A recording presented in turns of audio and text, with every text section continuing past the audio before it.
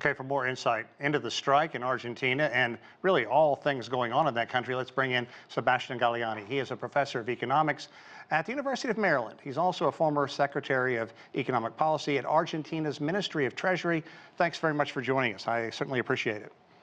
No, thank you for having me. I kind of want to get right to it. I think that a lot of people thought with Milei, the way he ran, taking office, and the dramatic policies that he's pushing through, people did expect a certain degree of chaos, and they're getting it. This is the second general strike since Milei came into office in December, and pushing him back against his measures that can only be considered austere. So is Milei on shaky ground politically with, inflation at 300%?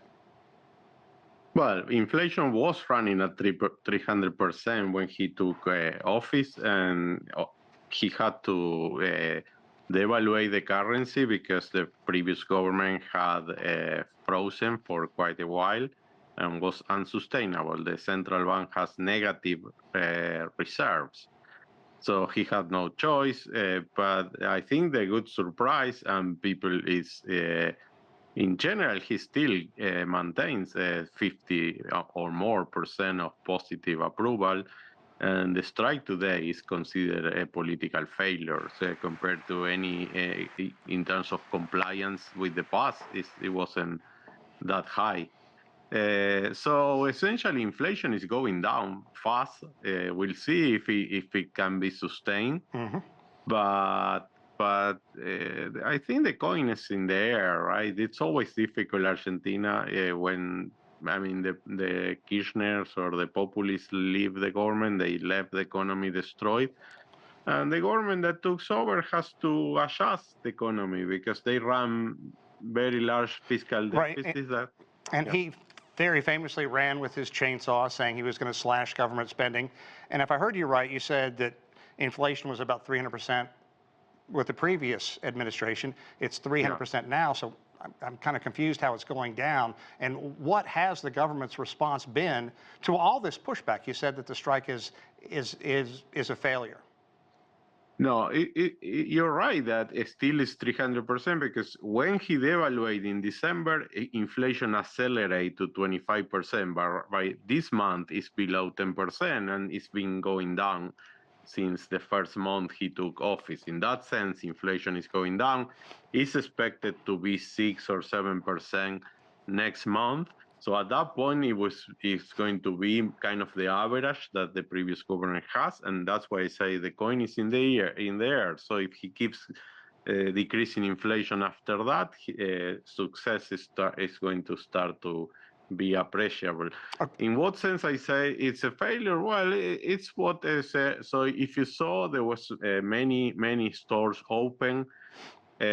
Also, when people was interviewed during the day, they were complaining about the strike. They were not supportive of the union leaders. And I think for the majority of the people, it's clear that the union leaders were not complaining against the previous government that was running inflation at 3%, and they had no strike in 4 years, even though inflation was about 100% in 3 of the 4 years.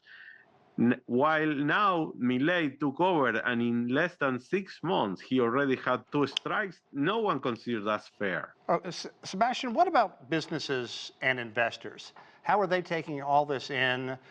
What do they think about Milei's strict policies, which are designed, of course, to bring the economy back to life?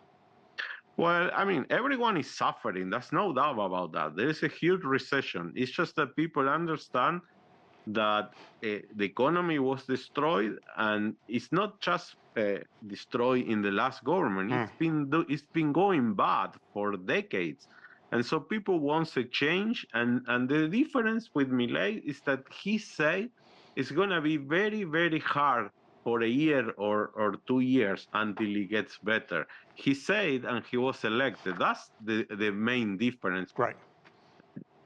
So is he? From everything you're saying, he's going to stick to his guns, hopefully bring this 300% level of inflation down. What are the long-term plans? You say that it's going to be difficult for a year or two. How do you pass that on to consumers? How do you pass that on to frustrated workers and say, we're going to get through this? Well, it's difficult because I mean the deficit is large, the adjusted is not minor, and there is a large recession. So the question is how the economy is going to recover. Well, mostly through exports. Exports are growing. The exports of energy are really booming. Probably there's going to be also a boom of soybean this year, of Right. agricultural products, but there's not yet a recovery in investment. And that necessitates that Milei also dismantle the exchange rate controls that he inherited, and that could also accelerate inflation again. So that tension is what I think still is a question mark, really, in his plan. Sebastian Galiani, we can't thank you enough for this insight. We certainly appreciate your views. Thanks very much. Bye.